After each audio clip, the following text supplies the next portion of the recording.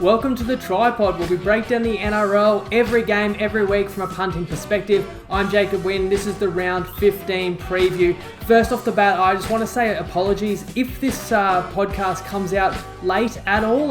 Today specifically I had a couple of things pop up, and the thing is about the process that I go through to put this pod together. I never take any shortcuts, and there's only so many things I can do ahead of time because I always need to access the odds to have them as up to date as possible and have all the information available to me as up to date as possible. So I advertise that this is live 5:45 p.m. on YouTube, and I always strive for that, but sometimes my hands are tired when I get to a point where it's uploading, and if it isn't quite ready, sometimes you guys are probably aware that it's been shooting up live at 6 p.m. or something like that. So hopefully it's easy for you to see when you just check the YouTube feed when it's going to premiere, and it's always pretty as close to 6 or 5:45 as I can do. We are off the back of a great round for the pod. Round 14, we went 5-0 on the best bets, a sweep there, as well as winning the mixed matchup, which was $2.75, with the Bulldogs scoring more points than Brisbane, and I didn't get to celebrate that on the live recap because I did that a day early, so it was up in the air. We were 3-0 at that point, but we brought it home strong, which I'm really glad to do, and I appreciate all the positive feedback. I really do. I did a little Facebook story, but I see everyone commenting you're a god or you're a goat and stuff, and I just want to say that stuff, like, don't worry, that stuff does not go to my head. I've done this for 7 years. There's been times where I've tipped 100-1 plus odds multis. We've gotten praise like that before, and one thing I know for sure is that punters have really short memories, and if you don't win money the next week, then nobody wants to be your friend again. So look, I still appreciate that because, as I said in the Facebook story, my number one goal is to just grow this podcast. If the tips are winning people money, that's going to help me continue to do that. And I've got a few words of warning for people who are new or just the reality of punting, and I'll talk a bit about the multis, but most of you are here for the best bets, so let's dive straight into them. My first best bet is I'm taking the Raiders minus 1.5, $1.91. It's $1, that's on 365 or $1.90 everywhere else, and they're playing the Dragons. I just see this simply as a match between two teams heading in opposite directions. I think if you look at the form of both of them, Dragons and Raiders, they've both only won about 2 of their last 9. And the Dragons are actually the team that's a few spots higher on the ladder and at home. But the biggest issue the Raiders had this season, as well as blowing a few leads, has just been their ability to not all perform as a team. And I really feel there's a sense that this team has turned the corner, having that bye week and then coming out and having a good home performance last week, allowing George Williams to leave the club. I think that as well, across the park, they're the stronger team than St. George. And on the back of their class players like Jack White and like Josh Hodgson, I think they're going to win this one, so I'm happy to lay minus 1.5. Then we move to Sunday. I'm taking the Bulldogs. Let's jump on the doggies again. Plus 10.5 first half. That is $1.88 on Ladbrokes, and Ned's also available on Unibet. They are playing the Eels at Wank Best, and I'm a little wary of a Dogs come down after that, emotional high of getting their second win of the season. But I just see them as actually a fit, fresh squad that's coming in, having had their bye, having had actually a pretty comfortable win on Monday. They're nearly at full strength in terms of the 1-17 that they can pick, pending Wateni Zalesniak, who didn't play last week but could return this week. I think they're confident off the win, but certainly not overconfident. You're playing an Eels team that towed you up last time. You're bottom on the ladder, but I just like the toughness and general positivity in this Dogs camp that they actually can feel they're progressing somewhere. Where with Parramatta, I don't have a lot to knock on them. When you're a 20-point favourite, you're going to be, favoured like that much for a reason. Sivo is suspended for this game. Still no Reid Marnie. They've certainly been rolling, and I think it's on the back of Dylan Brown getting back in the team, and they could still win this game by a big score. But I feel like the smartest way for them to play this as well is just come in and be fundamental and be conservative in your game plan. Don't give any big openings to the Bulldogs, and you can kind of trust your class is going to prevail. And if that is the case, it's much more likely that will be second half. So I definitely lean to the Bulldogs plus the 20.5 overall, but I think the even better bet is to have them within 10 first half. And finally, my third best bet for the round is the final game of the round, taking the Titans plus 4.5 in the first half, $1.85 on Sportsbet, $1.83 on Toppy, and they are hosting Manly. So I know a few people would have grimaced just then in me jumping on this Titans team. I simply think their season is on the line right now where they're sitting.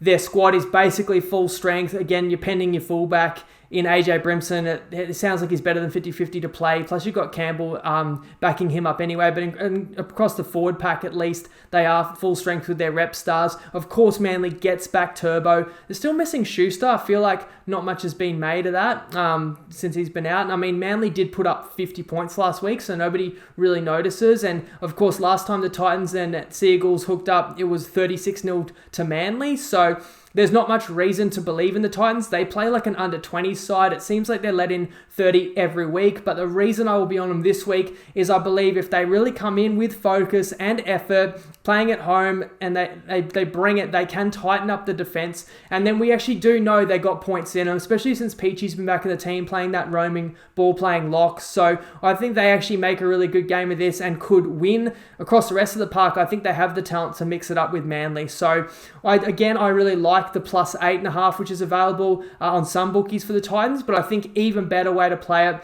as I've spoken about several times, take the underdog with that halftime line if it's half the full handicap, because they got to start well. And if the Titans are down 6 or more, you're not going to feel as confident about the 8.5. That's why I like playing it first half, because I'm banking on them coming out of the blocks with a big performance, especially after the last time the Gold Coast played, they found themselves down 30-4 and still nearly won. They've got to start better. If they do, that will be great for our best bet. Now, just let me quickly summarize what I do for the new people here. I appreciate you being here. I certainly don't have a crystal ball. I do not give out winners as such. I just tip things that I think have a better chance of winning than the odds that you can get. After that, I don't control the outcomes. I watch every minute of every game and I sweat through the games just like everyone else. On Monday, I watched the Dogs versus St. George. We had everything on the line, 2 best bets, the mixed matchup, 2 different multis.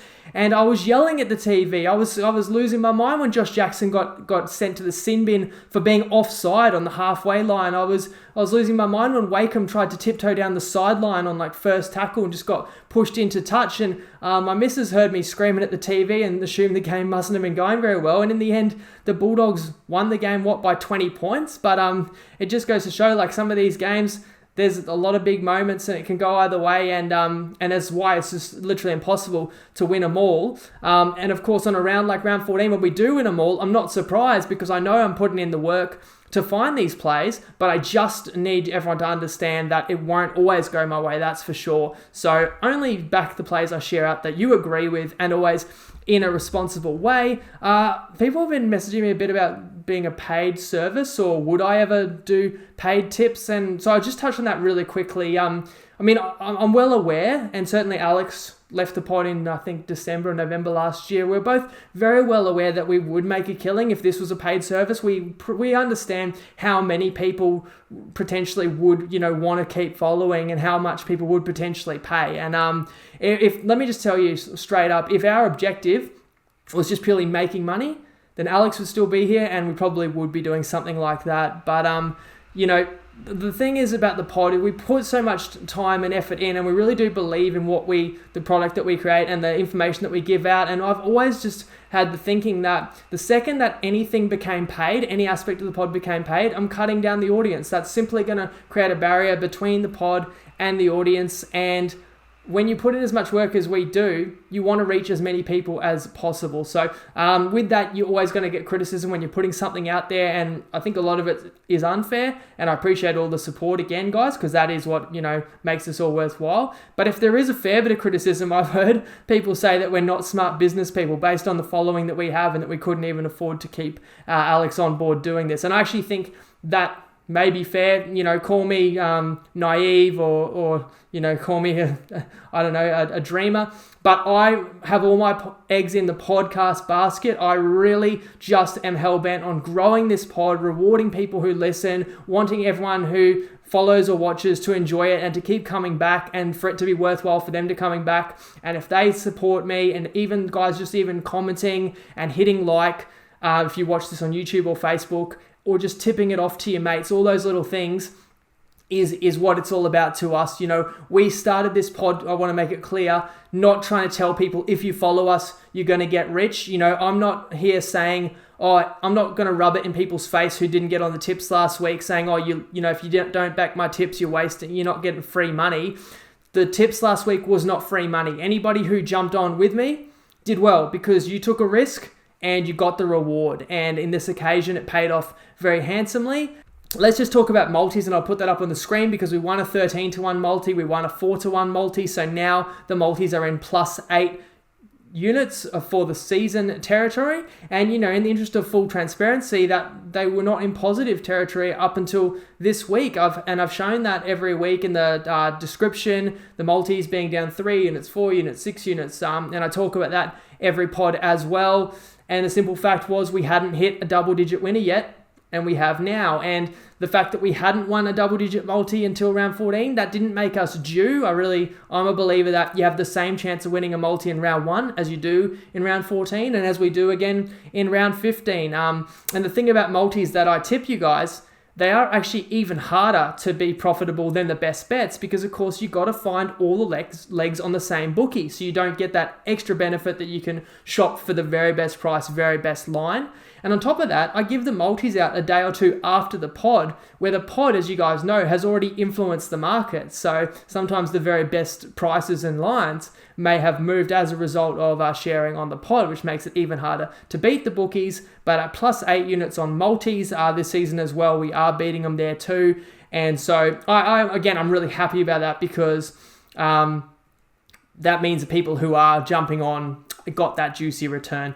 Now, in terms of Tristan and Top Sport, we've got another mixed matchup coming up this pod, and Tristan, funnily enough, is still speaking to me even after the weekend and even after we've won 4 mixed matchups in a row. So, in fact, let's throw to him now with another edition of Market Watch. Hello punters, it's Tristan Merlihan here from Top Sport. We had a very interesting round 14 just gone where I'm sure everyone out there listening will take great pleasure in knowing that we had one of our worst NRL weekends of the year. Started at Origin this time last week where the New South Wales side were very heavily backed at the 5.5 and they covered very convincingly. The overs was well supported and that covered as well. So that got us off on the wrong foot. Then we move into what's always one of the hardest weekends to price when you've got uncertainty around which players are going to line up for their respective sides despite being named. We saw in particular the Manly game and the Panthers game have significant betting moves on the back of the uncertainty surrounding players and subsequent withdrawals for the Panthers team. The Sharks were well backed from the 9.5 into 4 flat and they just got over the line in the end, so that was an ordinary result. The one that was by far and away the worst result of the weekend was the Raiders against the Broncos, where the line moved a little bit in the Raiders' favour, but we were sort of comfortable enough taking on the Raiders at the short price on the back of their 1 win from 8 starts. So we got stung a little bit there, and then we moved on to the favourites rolling through the Sunday card, and even surprisingly enough there was support for the Bulldogs at the big price against the Dragons. So we move on to next week, or to this week, and we've got a lot more settled lineups with all the players expected to play that have been named, you'd expect. There are a couple of very pivotal games for top 8 calculations. You've got the Cowboys against the Sharks, the Knights against the Warriors, and the Dragons against the Raiders, which all have pretty significant implications. The biggest move of the weekend so far has been the Storm against the Tigers, where that line's gone from 22.5 out to 23.5, but heavily supported at the minus at that point. So, interesting weekend ahead, punters. Make sure you gamble responsibly, and we'll talk to you next week. Thanks, Tristan. There you go, guys. A rough weekend for them, but a good weekend for us. That's one for the good guys. Let's see if we can do it again this round. I'm going to go through every game and share what my considerations and important stuff I think every punter should consider for these games, as well as going a little bit more in depth in the 3 matches. I do have a best bet, but the round kicks off with the Broncos hosting the Rabbitohs, and the Rabbitohs are an 18.5 point favourite. Xavier Coates is going to be back. He was withdrawn in the warm-up last weekend with a hammy complaint, so it's good news for Brisbane that he's actually good to go, 5 days later. Tessie New is playing fullback here, so Farnworth back to centres. But how about these ins for the Rabbitohs? Cam Murray, Damien Cook, Dane Gagai, Jai Arrow, Josh Mansour. That's not bad to have those 5 come back into your team. Benji Marshall is actually going to have a rest this week.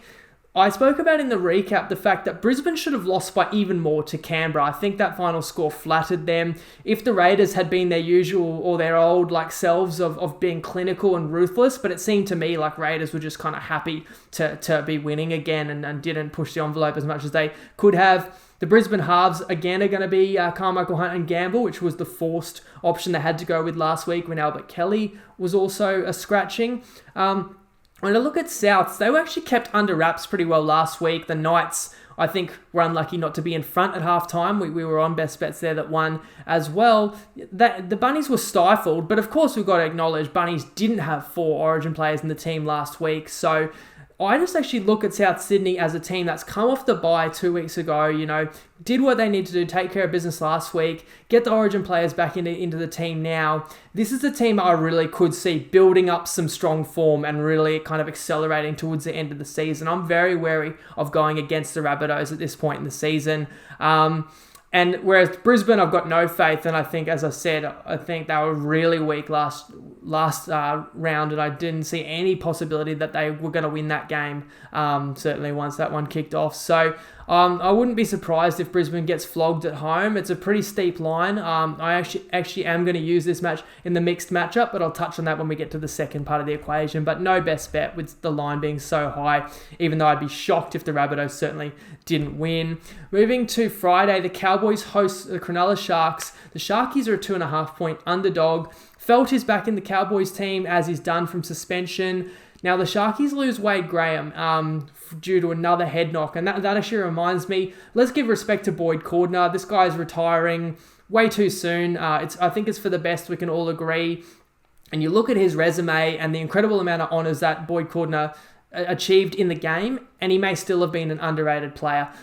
Now, we look at Wade Graham and it's kind of scary. You can't help but draw the parallels and wonder if his career is going to come to a premature end as well, just because those head knocks have added up. And of course, I'm speaking about this now because it's very relevant to the Sharkies, because he's an integral part of their team and he is their captain, and they are going to miss him on this trip up to Townsville. Now, I was so surprised by how poor the Cowboys were last week. As much as I had a perfect round on tipping, it's lucky because I was close to taking the Cowboys plus 6.5 in Manly with no turbo playing. And the Cowboys were up 12-0 and ended up having 50 put on them. I mean, how does that happen?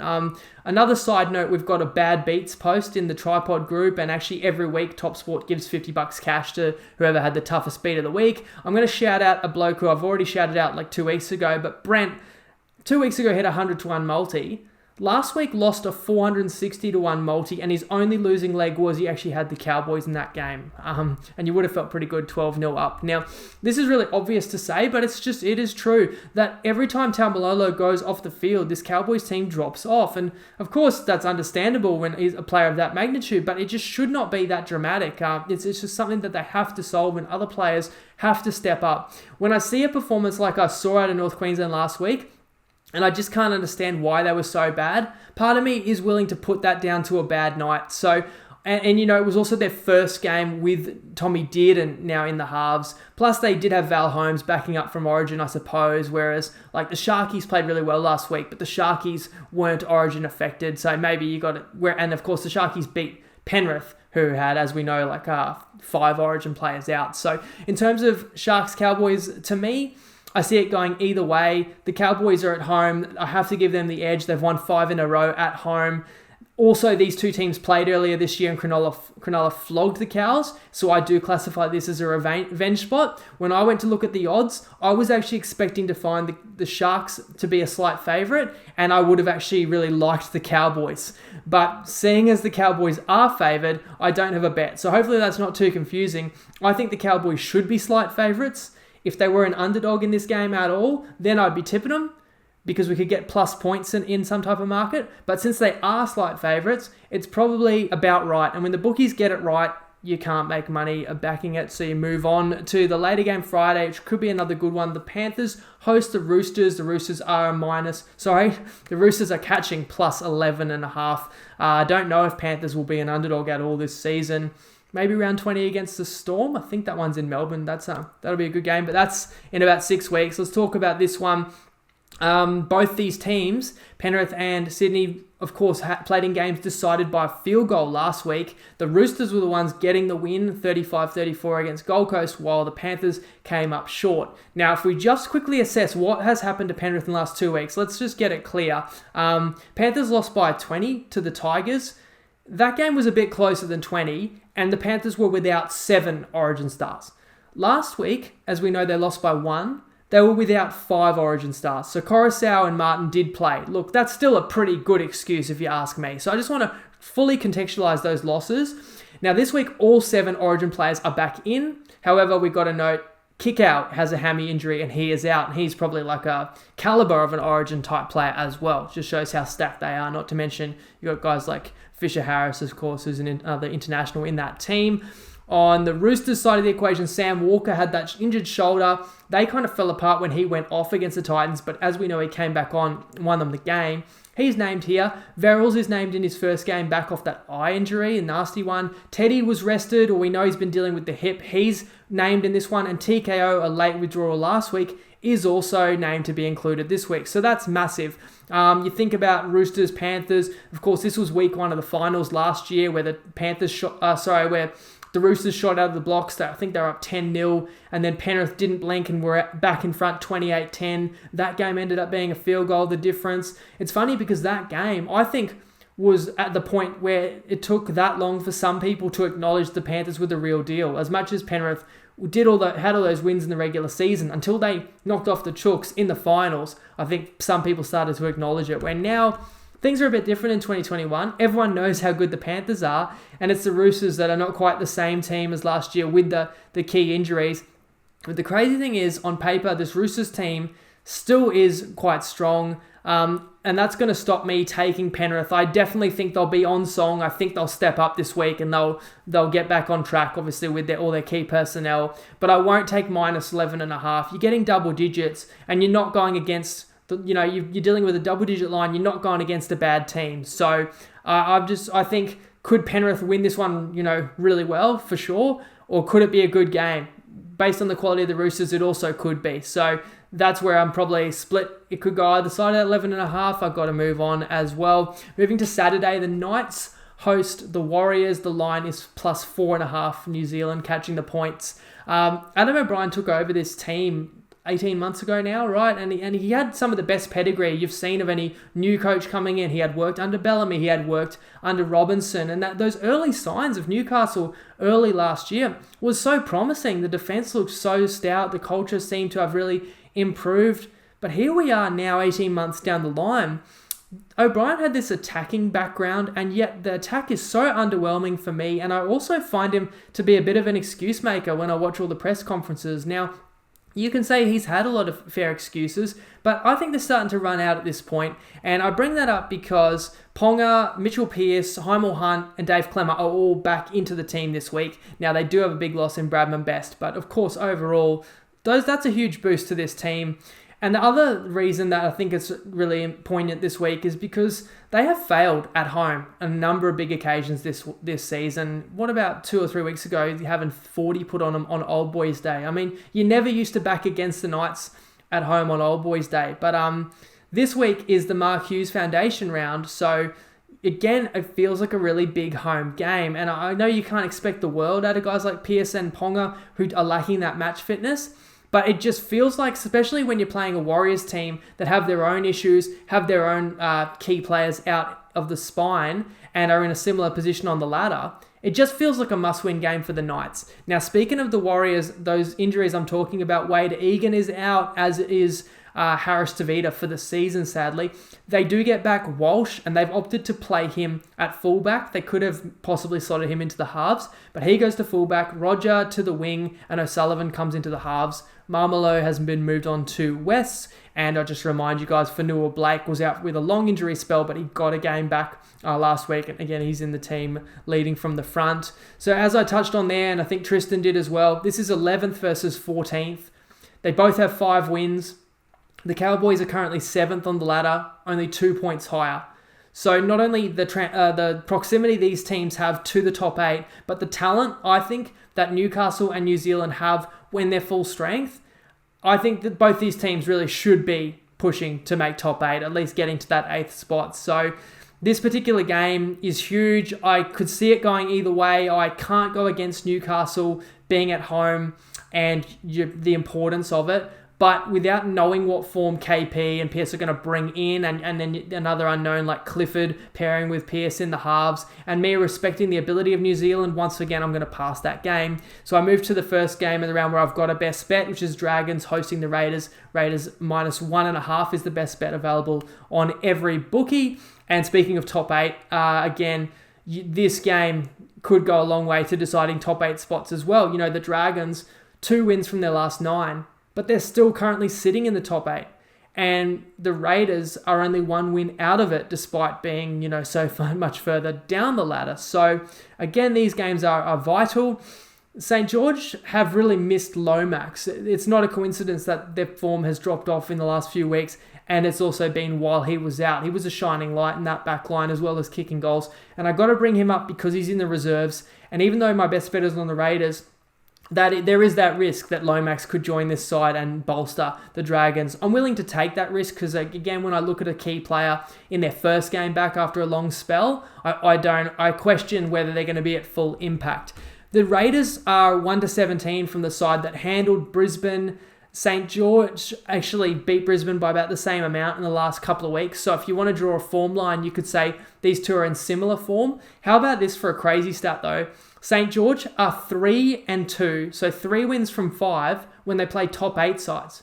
And they are 3-6, 3 wins from 9 when they play bottom 8 sides. And clearly that was punctuated last week to our benefit when St. George fell to the Doggies, who are of course bottom on the ladder. And another side note, I just want to say something I love about punting. How good is it that like 2 weeks ago, our best bet of the round was the Dragons, and we're cheering as they score 52 points. And then a week later, our best bet of the round can be the Doggies against the Dragons, and we're cheering as the Dragons get beat by 20. The great thing about punting, we can be on every team throughout the course of a season and just about against every team as well. Now, how will St. George respond to that loss? Because that's a real low point, and you've got a little bit of, I won't say turmoil, but like players with other things on their mind, with Dufty, now Norman being told they're not going to get re-signed. I think St. George needs a huge performance here at home, or they actually could start to tailspin. But equally, Canberra need to put back-to-back wins on the board and build momentum off getting that bye and then getting that win last week. So at the end of the day, I definitely think both teams will be up for it. As I said at the top, I just think Canberra are better across the park, and if they're switched on, they should just be too good for St. George. And it's a very low line to lay, -1.5. So I think Canberra gets the win there, even though they're away from home. Moving to Storm hosting the Tigers on the sunny coast, and the Tigers are +23.5.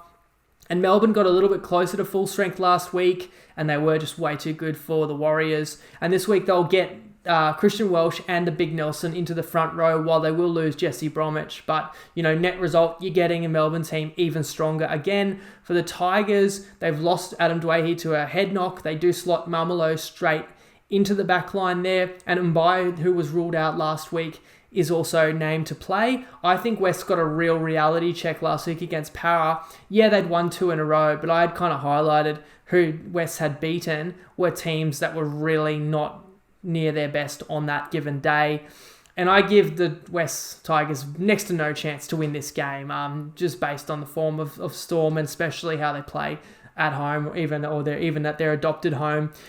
You can try and pick an argument to go against the Storm, and as a sharp punter, I think you want to try and find spots to go against teams. And if you're really clever, maybe you can find that time where you take +24 with the Titans, and the Titans push the Storm to the wire. But I really just feel over a course of a season, you can't be like trying to get too clever, trying to take big points against a team that you just have to accept is a well-oiled machine that's just so formidable and can just steamroll teams.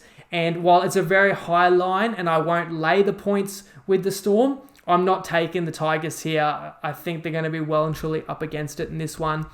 Moving to Sunday, another game I've already said I've got a best bet, which is Eels hosting the Dogs, and the line is 20.5. The best bet is to take the Dogs +10.5. First half, I do not know what Fergo has done, but even with Sivo suspended, he stays in New South Wales Cup, and a Sean Russell is getting the debut on the left wing. The Dogs are unchanged off their winning team that I mentioned with Tennis Lesniak could come into the side.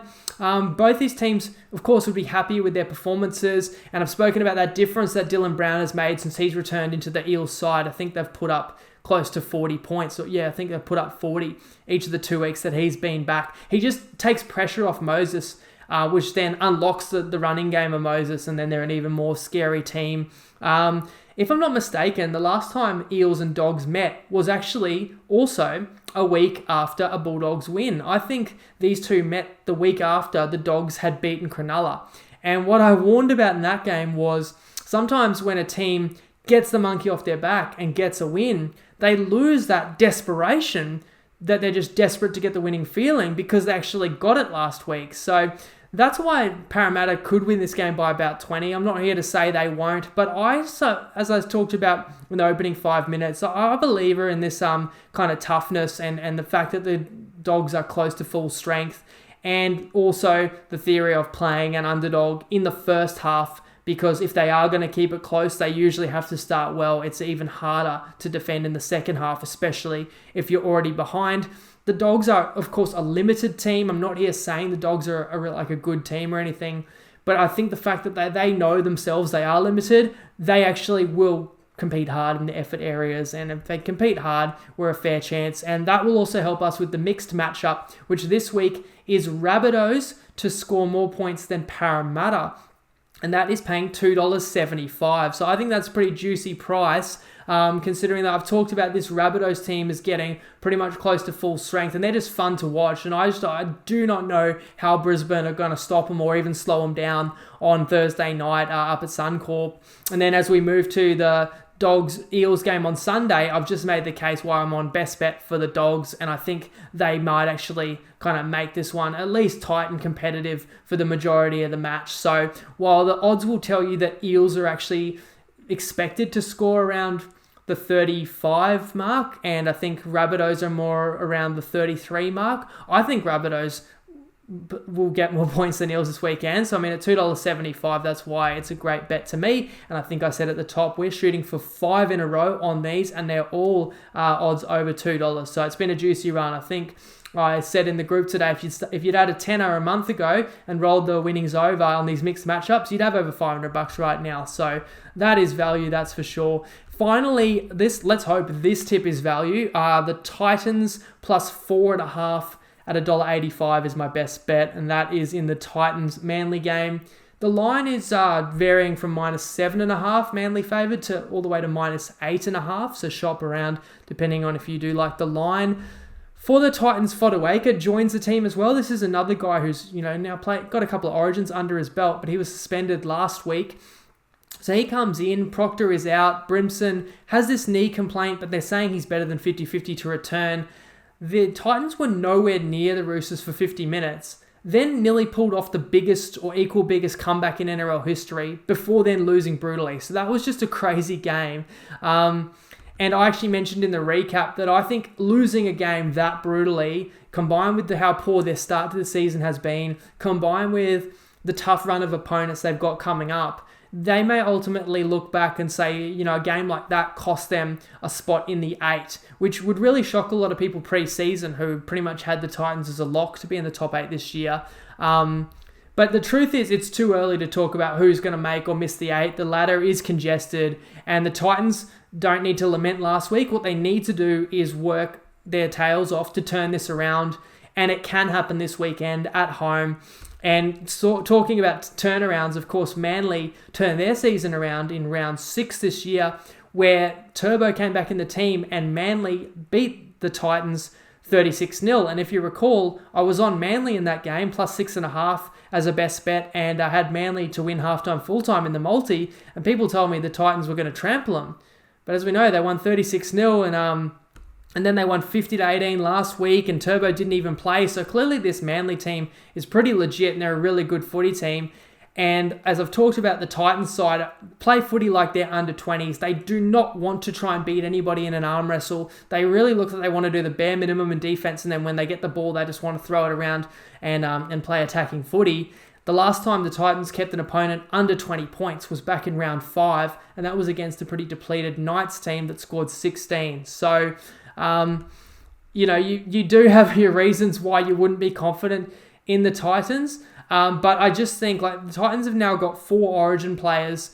These guys need to step up, lead from the front, to kitchen sink game for the Titans, roster that can compete. I think a real effort and lift in defense coming from that, just from that desperation. Certainly I know the defense can't get any worse, and I know they've got points in them. That's why I'm taking the Titans. And again, it's just first half, because I think the effort's either going to be there or it's not. And if they're not within 4 first half, you can't be banking on a comeback every single week. So that's why I think that's the best way to play it. And that wraps my preview of round 15. As always, please let me know what you thought of the tips or my insights, or any points you want to make, or anywhere else you see value. I do want to quickly shout out, I've shared the soccer fans a Euro tip, and it's not me being an expert at Euro. It's just something I've worked with TopSport to get a value price on a double chance bet for the Euros, to give people a bit of fun if they're following that international tournament. The matches are taking place overnight, every night,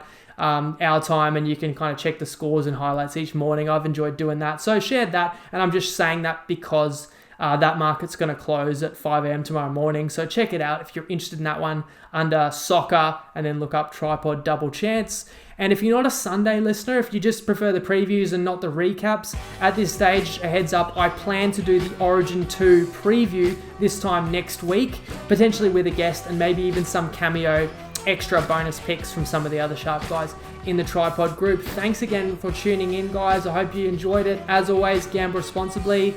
We'll see you on Sunday. Lego!